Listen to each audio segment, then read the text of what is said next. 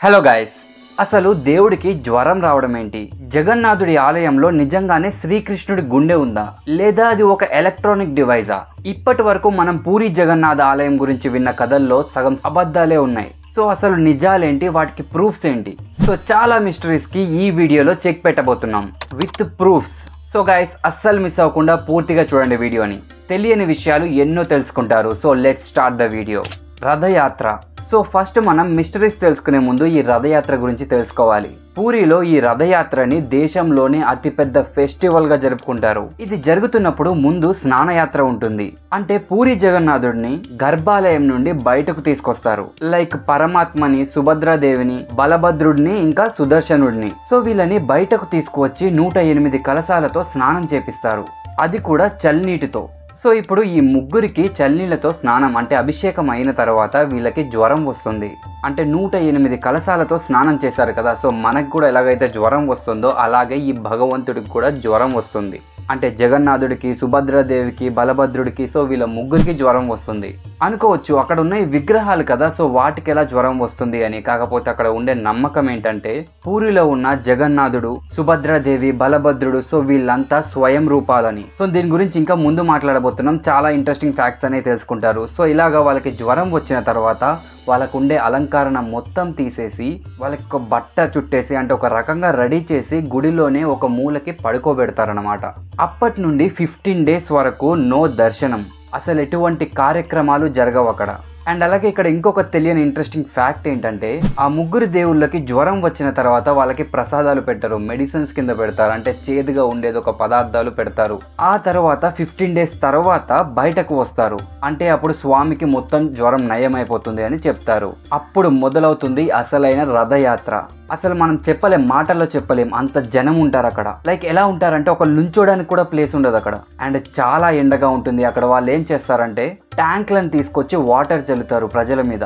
So అంత ఎండగా ఉంటుంది. అయినా కూడా మనకి అక్కడ వినిపించేది జై జగన్నాథ. సో ఈ మాట తప్ప వేరే మాట వినబడదు అప్పుడు. సో ఇప్పుడు మనం ఒక స్టోరీలోకి వద్దాం. అంటే ఇప్పుడు అందరూ నమ్ముతున్న ఒక ఫ్యాక్ట్ అనుకుంటున్న ఒక అబద్ధం గురించి తెలుసుకుందాం రండి. సో అందరూ ఏమనుకుంటారంటే అక్కడ జగన్నాథుడి దగ్గర ఉన్నది శ్రీకృష్ణుడి గుండె అని. అండ్ కొంతమంది అయితే ఒక ఎలక్ట్రానిక్ డివైస్ అనేది ఆ విగ్రహంలో ఉంది అని అనుకుంటారు. సో ఇక్కడ ప్రచారంలో ఉండే ఒక స్టోరీ ఏంటంటే శ్రీకృష్ణుడి గుండె అని. ఎప్పుడైతే శ్రీకృష్ణుడు చెట్టు కింద ఉన్నప్పుడు ఒక వేటగాడు వచ్చి, అంటే జర అనే ఒక వేటగాడు వచ్చి తన బాణంతో కృష్ణుడిని సంహరించిన తర్వాత అంటే తెలియకుండా కృష్ణుడికి తాకుతుంది. సో అప్పుడు కృష్ణుడు ఏం చేస్తాడంటే మరణిస్తాడు.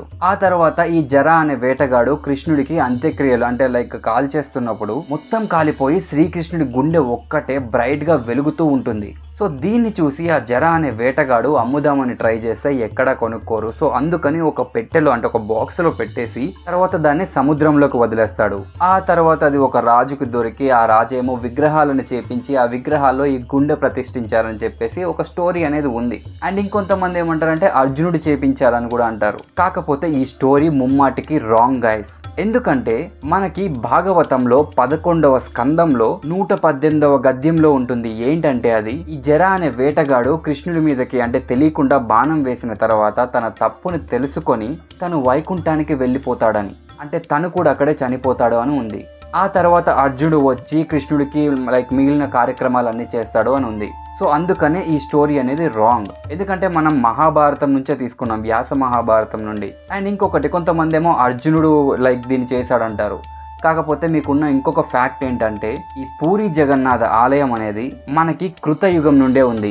అంటే మనకి రామాయణంలో కూడా దీని గురించి ప్రస్తావించారు. అంటే రామాయణంలో ఎక్కడుంది బ్రో అంటే రామాయణంలోని ఉత్తరకాండలో పూరి క్షేత్రం గురించి వర్ణించారు.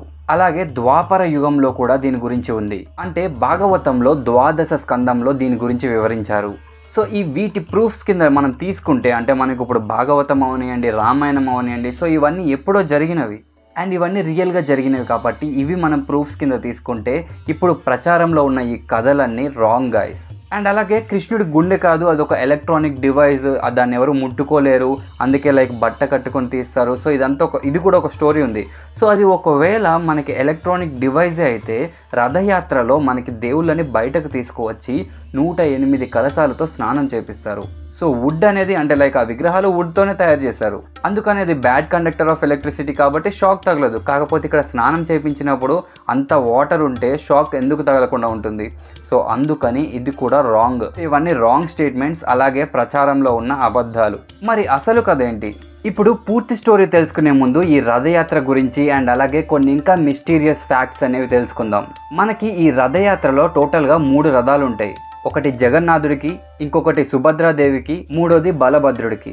అండ్ జగన్నాథుడి యొక్క రథాన్ని నంది ఘోష్ అని పిలుస్తారు, అలాగే సుభద్రాదేవి యొక్క రథాన్ని పద్మధ్వజం అంటారు, అండ్ ఇక ఫైనల్గా బలభద్రుడి యొక్క రథాన్ని తాళధ్వజం అంటారు. సో ఈ రథయాత్ర ఎంతో రంగరంగ వైభవంగా జరుగుతుంది, ఇసుకేస్తే రాలనంత జనం వస్తారు. అండ్ అలాగే ఇంకొక మిస్టరీ ఏంటంటే ఈ టెంపుల్ అనేది కరెక్ట్గా బీచ్కి ఆపోజిట్లో ఉంటుంది. అంటే టెంపుల్ యొక్క సింహద్వారం మెయిన్ ఎంట్రన్స్ అనేది బీచ్కి ఆపోజిట్లో ఉంటుంది.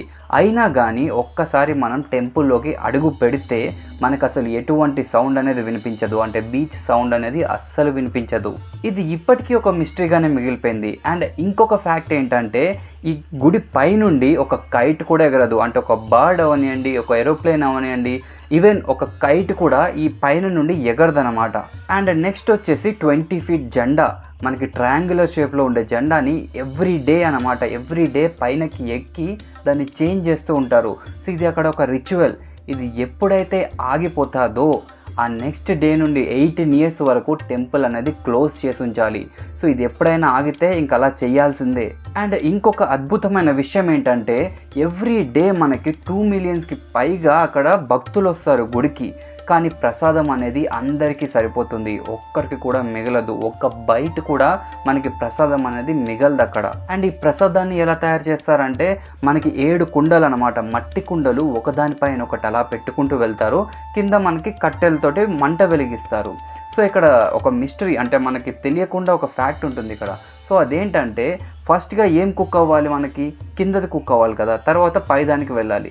కాకపోతే ఇక్కడ అలా జరగదు. సో టాప్లో ఏ కుండ అయితే ఉందో ఆ కుండలో ఉన్న ప్రసాదం ఫస్ట్ అనేది కుక్ అవుతుంది, దాని తర్వాత సెకండ్ది, దాని తర్వాత థర్డ్, దాని తర్వాత ఫోర్త్. సో ఇలాగా అన్ని కుండల్లో ఉన్న ప్రసాదం అనేది కుక్ అవుతుంది. సో ఇది ఒక మిస్టరీయే కదా. అండ్ ఫైనల్గా వచ్చేసి మనకి ఈ పూరి జగన్నాథ టెంపుల్ అనేది 4 ధామ్లో ఒకటి. అంటే మనకి బద్రీనాథ్, ద్వారక, రామేశ్వరం వీటితో పాటు 4 ధామ్లో ఈ పూరి జగన్నాథ్ టెంపుల్ కూడా ఒకటి. సో చూసారు కదా గైస్, మీకు చాలా నచ్చే ఉంటాయి. అండ్ ఇప్పుడు అసలు పూరి జగన్నాథ్ ఆలయం అనేది అక్కడ ఎలా వెలిసింది, సో దీని యొక్క మెయిన్ స్టోరీ ఏంటనేది తెలుసుకుంటాం. కాకపోతే అది సెకండ్ పార్ట్లో చెప్తాను. ఇప్పుడే కంటిన్యూ చేస్తే మనకు చాలా లాంగ్ వీడియో అయిపోతుంది గైస్. సో నెక్స్ట్ వీడియో కోసం వెయిట్ చేయండి, అది చాలా ఇంట్రెస్టింగ్గా ఉంటుంది. అండ్ అది రియల్ స్టోరీ, సో మనకి ప్రచారంలో ఉండే అబద్ధాల స్టోరీస్ లాగా కాదు. సో తెలుసుకున్నారు కదా గైస్ ఇన్ని ఫ్యాక్ట్స్. సో మీరు ఇక్కడ వరకు చూసారంటే ఖచ్చితంగా నచ్చితేనే చూస్తారు. సో అందుకని ఒక లైక్ అయితే చేయండి వీడియోని. అండ్ నెక్స్ట్ వీడియో మిస్ అవ్వకుండా చూడడానికి మన ఛానల్ని సబ్స్క్రైబ్ చేసుకోండి. ఇంకా మీకు మన పురాణాల్లో తెలియని ఎన్నో స్టోరీస్ గురించి చెప్తూనే ఉంటాను. So that's it for this video guys. I'll catch you in the next video.